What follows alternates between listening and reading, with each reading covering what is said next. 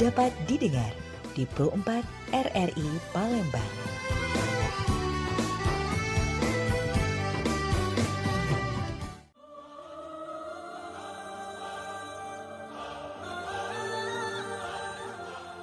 Dulur-dulur, bulan Ramadan di Cebukuan Cak Rodia. Nak belanja, nitip kaos sama ponaan. Bulan puasa banyak ibadah semoga berkah, tinggal kegawean negatif perbanyak kebaikan. Peh meloi anten-anten nunggu buko di Pro 4 bersama Ustadz kita.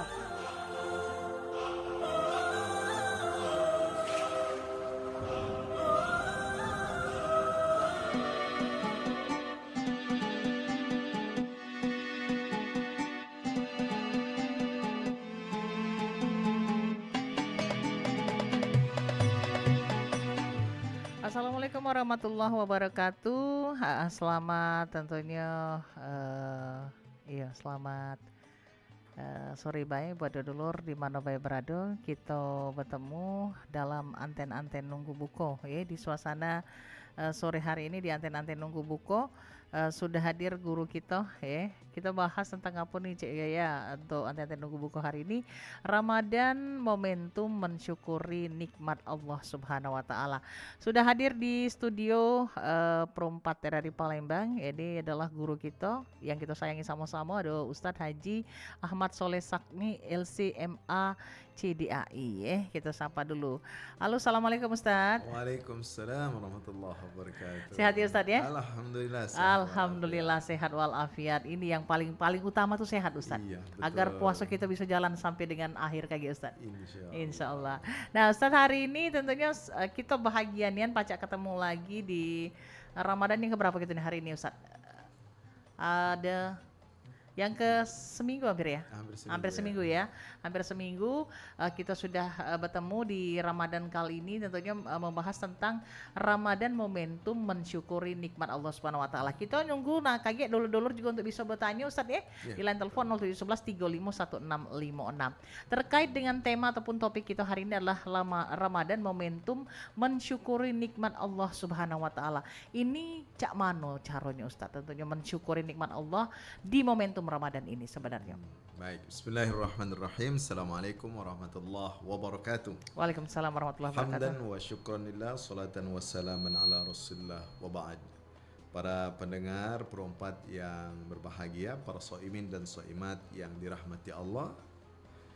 Tentunya bersyukur kepada Allah Subhanahu wa taala ini tidak hanya pada bulan suci Ramadan. Tetapi bulan suci Ramadan ini cara Allah Subhanahu wa taala mengajarkan kepada kita untuk melatih kesyukuran. Yeah. Kita contohkan bagaimana kita yang kelaparan, kehausan, kemudian pas waktu berbuka minum walaupun satu teguk itu luar biasa nikmatnya.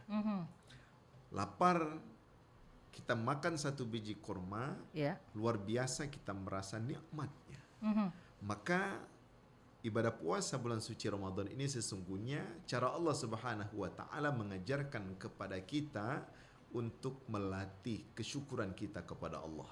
Oke. Bayangkan orang-orang yang selama ini dalam kesehariannya tidak memiliki apa-apa, tidak bisa makan, tidak bisa minum, dan itu kita rasakan. Kita merasakan bagaimana penderitaan mereka.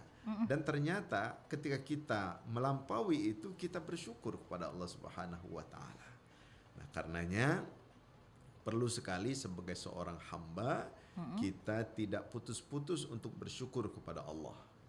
Bersyukur ini kata para ulama qaidul mawjud wa saydul mafqud. Maknanya bersyukur itu cara kita mengikat nikmat yang sudah ada dan menangkap nikmat yang belum ada pada tangan kita. Nah, jadi kalau kita pandai bersyukur, Allah Subhanahu wa taala akan menambahkan nikmat-nikmat itu kepada kita. La in syakartum la azidannakum wala in kafartum inna adzabi lasyadid. Kalau kita pandai bersyukur kepada Allah, pasti Allah akan tambah nikmat-nikmat tersebut. Tapi sebaliknya kalau kita tidak mampu bersyukur kepada Allah, maka Allah sangat dahsyat siksanya. Nah, terkait dengan tentunya bagaimana cara kita mensyukuri tadi Ustadz ya. Betul. Bahwa tadi Ustadz katakan bahwa azabku akan sangat pedih ketika kita Iya. tidak mensyukuri setiap nikmat Allah. Nah, kebanyakan kita ini ini Ustadz, kalau kita tuh bersyukur itu terkaitnya dengan apa ya? Dengan mungkin pemberian Allah berkaitan dengan rezeki baik yang tampak di Iya, mata. betul. Tapi yang kasat di mata Ustadz yang tidak terjingok, baca misalnya kesehatan kita Ustadz, kita masih baca jingok, kita masih baca ngirup udara. Nah, ini yang kadang tuh mungkin Iya. luput dari pandangan kita untuk kita syukuri nih Ustadz. Ini cak mano kalau yang model-model cak ini Ustadz? Ya, makanya seharusnya kita memahami nikmat Allah itu secara komprehensif, secara luas. Tidak hanya yang berbentuk materi, berbentuk barang, tetapi semua yang Allah anugerahkan kepada kita, nikmat umur, nikmat keluarga, Iya. nikmat sehat, sesungguhnya semua itu adalah nikmat. Wa ma bikum min ni'matin faminallah. Tidak ada nikmat yang kalian dapatkan kecuali semuanya dari Allah Subhanahu wa taala. Jadi jangan sampai kita mempersempit makna nikmat itu pada hal-hal yang material, ya. Tetapi harus kita bayangkan bagaimana kalau kita tidak bisa berdiri, bagaimana kalau kita tidak bisa makan dan seterusnya. Dan ini sering sekali tidak difahami oleh kebanyakan orang, sehingga yang ada pada dirinya adalah merasa kurang selalu, Berutuk terus. Iya. mengeluh. Padahal luar biasa Allah Subhanahu wa taala yang membuat kita lahir dari perut ibu kita tidak mengetahui apapun. Iya. Lalu Allah kasih kita mata, telinga, hati, yang itu bisa kita gunakan sebagai fasilitas untuk kita hidup. Allah ingatkan la'allakum tashkurun, agar kalian bersyukur kepada Allah. Iya. Nah, sering sekali kita tidak mengingat hal itu semuanya, sehingga membatasi nikmat itu hanya yang berbentuk dekat saja, yang berbentuk enak-enak saja, tetapi semuanya pada hakikatnya apapun yang Allah anugerahkan itu adalah kenikmatan. Kenikmatan yang harus kita syukuri Ustadz ya. Betul. Nah, terkait dengan tentunya rasa syukur kita kepada Allah Subhanahu wa taala. Ramadan ini kan bulan penuh ampunan ya Ustadz ya. Iya, betul. Di mana segala sesuatu itu dilipat gandakan. Mungkin sudah ada yang ingin bertanya dulu Ustadz. Kita terima dulu ya. Halo, Assalamualaikum. Assalamualaikum warahmatullahi wabarakatuh. Warahmatullahi wabarakatuh. Dengan siapa nih, Cek? Dengan Pak Sabari di Teluk Kijing. Pak Sabari di Teluk Kijing. Diatur di Pak Sabari pertanyaannya. Ini kalau di luar tema tidak jadi masalah, Pak. Tidak masalah, diatur di. Nah, ini seumpama kita itu kan punya uang. Nah, punya uang itu kan secukup untuk bangun rumah. Apakah uang itu diberikan zakat dulu atau tidak jadi masalah kalau langsung dibangunkan seperti rumah kecil-kecil gitu? Oke, jadi kalau kita punya duit, artinya apakah ada masalah itu nak dibangun ke rumah atau didulukan untuk sedekah, cek itu ya? Iya. Oke, Pak Iyo bisa diterima. Terima kasih, Pak Sabari. Yo, assalamualaikum. Waalaikumsalam warahmatullahi wabarakatuh. Nah, ini pertanyaannya Ustadz terkait juga dengan sedekah, karena ini bulan penuh berkah cek itu Ustadz ya. Banyak uang yang nak berbagi nih Ustadz. Nah, ini termasuk Pak Sabari nih nanya ke kalau saat ini kita punya duit nih cek gaya cukupnya untuk bangun rumah. Nah, kira-kira nak dulu ke bangun rumah, apa kira-kira disedekahkan dulu cek itu Ustadz. Nah, ini mana? Dalam kaitannya dengan syukur, sebetulnya ini adalah cara kita bersyukur atas nikmat Allah berupa harta, yaitu mengeluarkan zakat. Dan ini bagus sekali pertanyaan Pak Pari. Zakat itu aturan mainnya. Hukumnya tidak semua harta kita keluarkan zakatnya. Zakat mal itu ada dua syaratnya. Pertama, sampai nisabnya. Kurang lebih 84 gram emas. Ya. Kemudian sampai haulnya. Haulnya itu masih 1 tahun. Jadi ketika uang itu ada pada kita, jangka waktunya sampai 1 tahun, misalnya dari tanggal ini sampai ke tahun berikutnya, pas 1 tahun, baru dia diwajibkan mengeluarkan zakat. Kalau belum sampai dan itu sudah berkurang, tidak sampai lagi kepada nisab, maka tidak wajib dikeluarkan zakat. Nah, yang bisa Bapak keluarkan kan yaitu berupa sedekah. Nah, kalau zakat belum sampai, nisabnya belum sampai, waktunya belum sampai, maka keluarkanlah sedekah. Nah, sedekah itu tidak ditentukan berapa banyaknya. Tapi karena Al-Quran menyebutkan wa fi amwalikum hakun lis-sa'ili wal mahrum, dan harta kalian itu ada hak orang-orang yang meminta dan orang-orang yang tidak memiliki harta. Jadi caranya kalaupun belum sampai zakat, maka kita masih bisa memberikan berupa sedekah, kemudian hadiah atau hibah. Bisa kita berikan seperti itu.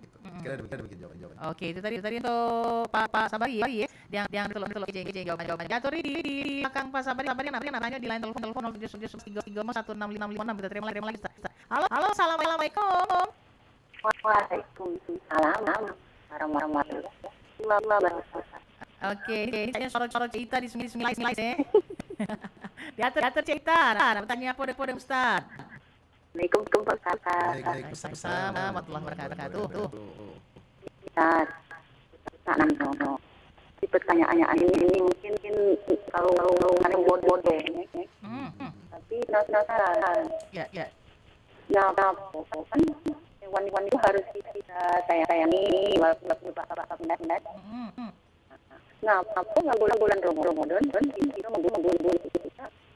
Kalau nah, itu sekarang penasaran nanya satu. Saya tanya pasti itu gaya. Oke. Waalaikumsalam warahmatullahi wabarakatuh. Ini pertanyaan menarik Ustaz.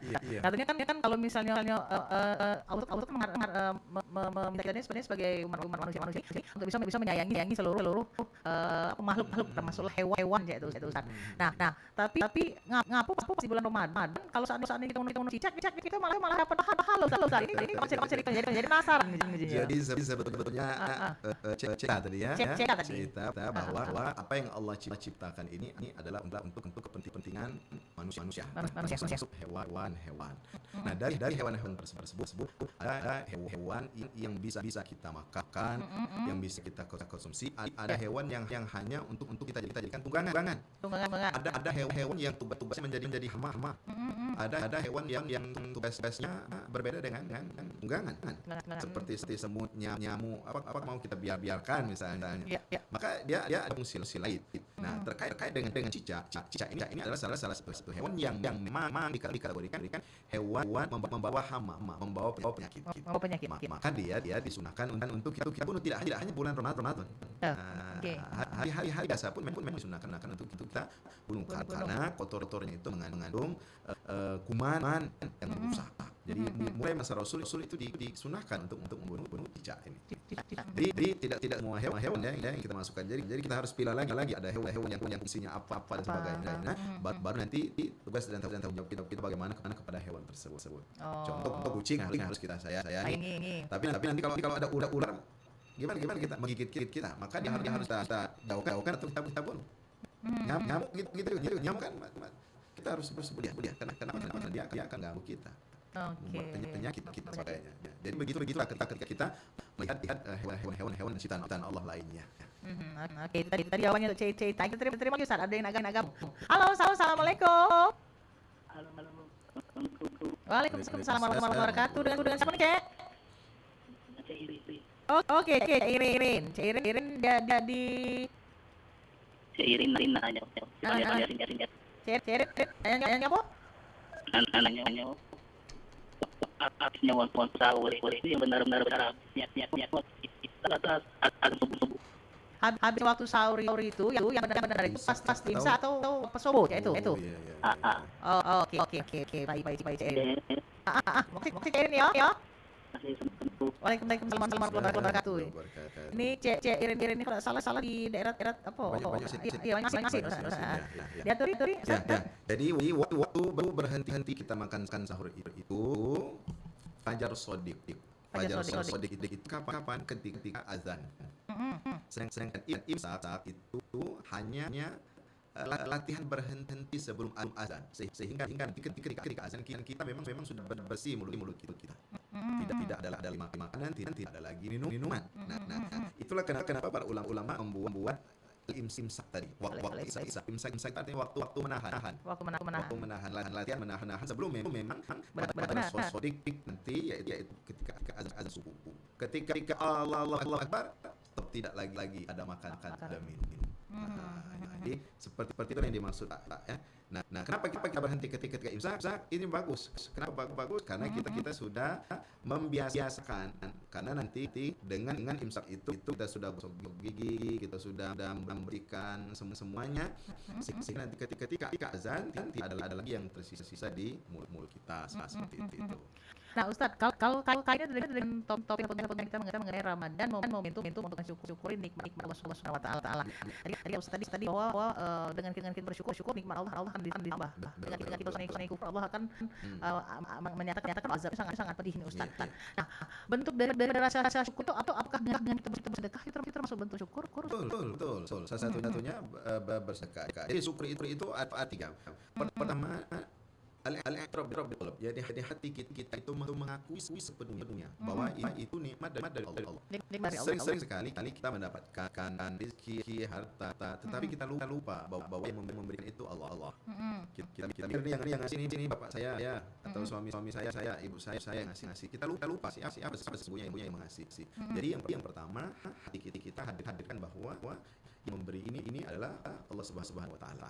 Jadi secara hati harus betul-betul kita mengakui secara penuh bahwa yang memberikan itu sesungguhnya Allah Subhanahu wa taala. Manusia itu hanya panjangan tangan saja.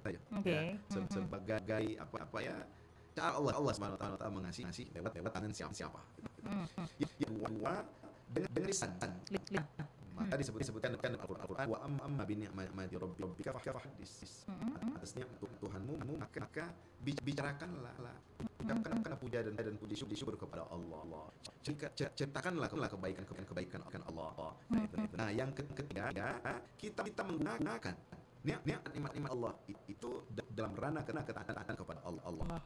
Contoh rezeki dapat harta banyak, maka harta tersebut kita gunakan untuk membantu anak-anak yatim, memberi makan orang-orang yang tidak punya makanan dan seterusnya. Termasuk sedekah tadi juga ada salah satu cara adalah bentuk kita mensyukuri ini Allah Subhanahu wa taala.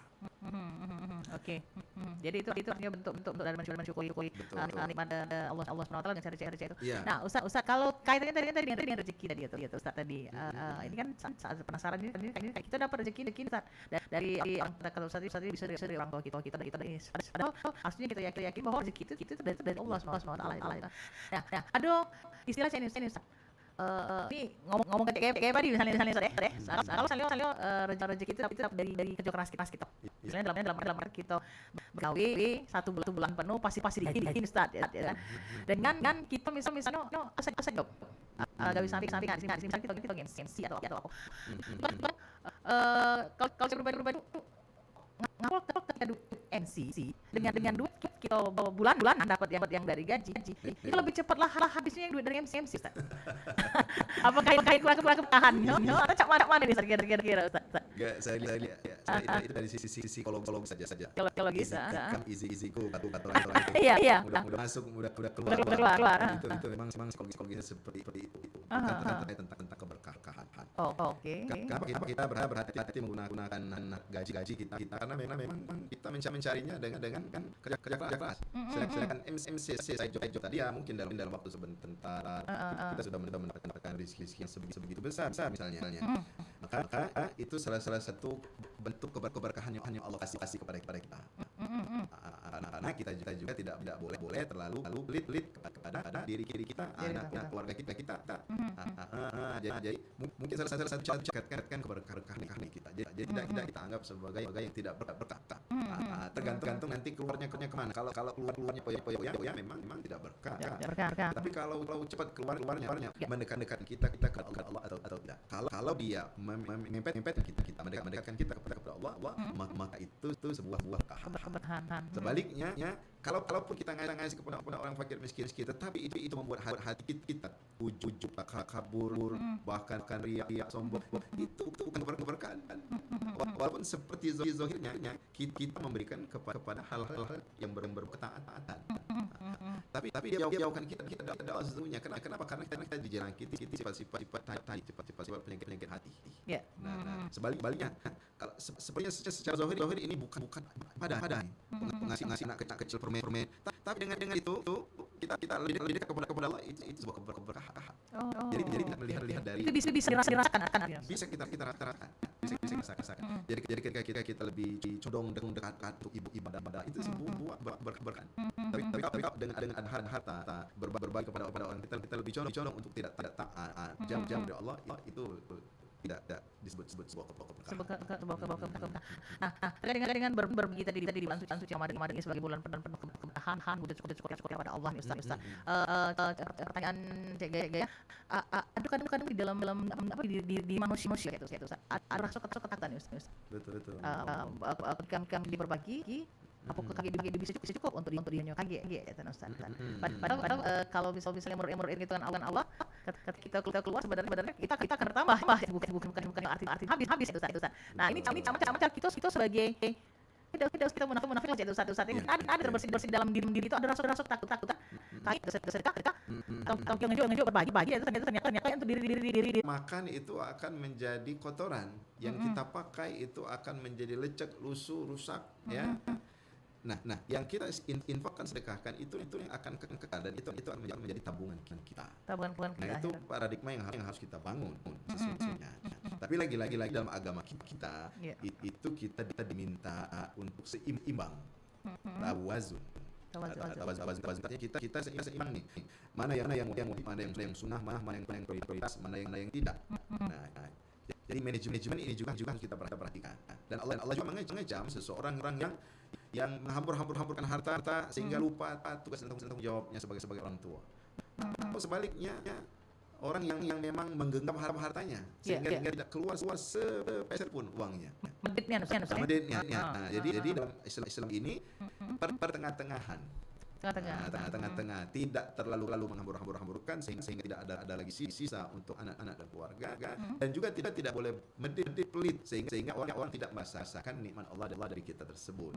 Jadi pertengahan seperti ini. Nah, apakah tentunya Ustaz ketika ada rasa takut atau kecemasan yang kita rasakan di saat kita ingin berbagi ini tadi Ustaz, itu adalah salah satu bentuk dari ujian Allah ke kita, atau kayak bentuk dari godaan syaitan untuk kita ada melakukan hal baik itu Ustaz. Itu syaitan memang membisikkan terus. Agak kau kurang. Syaitan ya'idukumul faqr. Jadi di Al-Quran itu disebut sesungguhnya syaitan itu senantiasa menjanjikan dan membisikkan kefakiran ketika kita akan berinfak dan bersedekah. Padahal Allah Subhanahu wa taala wallahu ya'idukum maghfiratan. Tapi Allah Subhanahu wa taala sesungguhnya sudah membisikkan kepada kita menjanjikan kepada kita ampunan, kekayaan, kemuliaan. Nah, jadi kalau ada bisikan yang tadi itu sesungguhnya bisikan dari syaitan. Sehingga membuat kita tidak jadi mengeluarkan rezeki harta yang kita miliki tersebut. Jadi bisikan yang membuat kita tidak mau berinfak bersedekah, ya, ini bisikan yang harus senantiasa kita tepis. Ya. Kita hilangkan kan kenapa? Kalau kita ikuti tidak ada waktu kita untuk bersedekah tadi. Kita senantiasa dihinggapi rasa takut. Masa depan kita, masa depan anak-anak kita, masa depan nanti keturunan kita dan seterusnya. Kalau itu kita ikuti terus, tidak ada waktu untuk memberikan sesuatu kepada orang lain. Nah, yakin Allah SWT tidak akan pernah menjadikan orang yang rajin bersedekah itu menjadi fakir. Bahkan dalam sebuah riwayat disebutkan kan malaikat itu setiap hari turun dan berdoa. Allah ma'ati munfiqan khalafa. Ya Allah, berikanlah kebaikan ganti bagi orang-orang yang rajin bersedekah. Dan lagi malaikat berdoa, Allahumma ma'ati mumsikan talafa. Ya Allah, kasih orang-orang yang menggenggam hartanya pelit itu usahakan kehancuran dari harta yang dia miliki tersebut. Dan itu setiap hari malaikat turun. Itu keistimewaan urusan sedekah tadi. Oke, Ustadz, ini cak kita sudah ada hampir ada di ujung nih Ustadz. Tapi sebelum hampir ada di ujung ini masih ada pertanyaan cek sih kalau yang tergelitik cek ada pertanyaan. Ini terkait dengan kan kita melakukan segala sesuatu tentunya kita Allah Ustadz dengan keikhlasan hati. Artinya kita tidak ada something di belakang cek Ustadz. Nah, tetapi kan setiap kita ini kita kan berharap ketika kita melakukan kebaikan, melakukan amal soleh, itu kan kita mendapatkan selain keberkahan dari Allah Subhanahu wa Kita mengharapkan pahala dari Allah Subhanahu wa taala. Betul. Tapi kalau saat kita misalnya mengharapkan pahala, kait sebuah bentuk keikhlasan atau tidak nih Ustaz? Pahala itu salah satu bentuk dari keikhlasan. Karena memang kita disuruh meminta pahala dari Allah Subhanahu wa taala. Pertama kita disuruh minta pahala, minta dihindarkan dari neraka. Minta masuk ke dalam surga. Dan itu memang perintah Allah. Jadi level kita umat manusia ini dalam beribadah itu bertingkat-tingkat. Ada yang levelnya harus nanti dikasih imbalan oleh Allah Subhanahu wa taala. Dan itu kita disuruh ud'uni astajib lakum, mintalah kepada aku pasti akan aku kabulkan kata Allah. Ada lagi level yang sudah nanti Allah Maha tahu apa yang saya kehendaki. Ada level seperti itu. Ada lagi level yang tertinggi, yang penting saya ibadah ini karena cinta Allah. Terserah apa maunya Allah azab saya pun saya ridho. Kenapa? Saya memang ingin dan saya minta Allah Subhanahu wa taala. Nah, jadi level yang pertama kita ketika ini level yang pertama itu kita berdoa, beribadah dan mengharapkan sesuatu dari Allah. Minta dihindarkan dari neraka, bencana, minta dikasih rezeki yang banyak. Salah tidak itu tidak salah. Tidak salah. Dan memang wajib untuk meminta begitu Ustaz. Wajib. Ya, kita diwajibkan untuk meminta kepada Allah. Oke, Ustaz, sebagai closing statement apa yang menjadi pesan dan juga harapannya untuk tentunya tema kita di hari ini mulai Ramadan dan momentum mensyukuri nikmat Allah Subhanahu wa taala. Ya. Bersyukur yang paling tepat itu ketika kita senantiasa memperbaharui kita ketaatan kita kepada Allah Subhanahu wa taala. Jadi bersyukur kepada Allah tidak hanya bersedekah dan sebagainya, tetapi bagaimana dalam bulan suci Ramadan ini kita rutin rajin berpuasa. Jangan sampai kita tidak bersyukur kepada Allah panjangkan umur kita sampai ke bulan Ramadan ini ternyata tidak berpuasa. Ternyata malah ngajak orang lain berjudi dan sebagainya.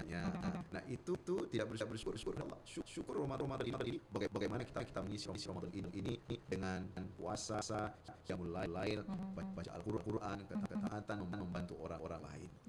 Contoh Rasulullah SAW yang beliau itu sudah dijamin masuk surga. Tapi beliau tidak pernah berhenti beribadah. Tiap malam dijelaskan sampai kaki ketika ditanya kenapa ya Rasulullah? Kata Rasul, afala akuna abdan syakur. Tidak bolehkah aku menjadi hamba yang pandai bersyukur. Jadi mari momentum Ramadan ini kita jadikan kesempatan bagi kita untuk menjadikan diri kita ini sebagai hamba yang pandai bersyukur kepada Allah. Bersyukur atas semuanya.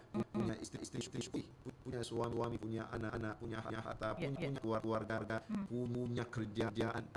Disyukuri semuanya. Insyaallah kalau kita sudah syukuri, Allah Subhanahu wa taala akan senantiasa memberikan kebaikan-kebaikannya kepada kita. Amin. Allahumma amin. Oke, terima kasih banyak Ustaz tentunya untuk pencerahannya, untuk ilmunya hari ini yang luar biasa di tengah kepadatan waktunya Ustaz, dengan singkatnya waktu kita Ustaz kan nanti nunggu ke hari ini semoga bisa mencerahkan kita dan menjadikan kita meningkatkan kualitas iman kita kepada Allah Subhanahu wa taala, mensyukuri segala nikmat Allah Subhanahu wa taala dan khusus di bulan suci Ramadan ini sampai dengan kemarin Ustaz ya. Insyaallah. Baik, terima kasih Ustaz. Sekali lagi kalau pada tengah-tengah tak ada gading-gading yang tak ada manusia tanpa tahan. Jika yang lukai tubuh pastikan harapan sembuh. Namun jika lidah lukai hati maka gerang obat hendak dicari. Kita pamit undur untuk anten nunggu kau Ustaz. Kita akhiri dengan bersum-sum makan pakai sebat. Kita akhiri dengan wassalamualaikum warahmatullahi wabarakatuh. Like Kita Peloi, program Ramadan, anten nunggu buko. Mugo-mugo dapat wawasan dan mempertebal keimanan. Berkah galo-galo, Kita Peloi acara selanjutnya.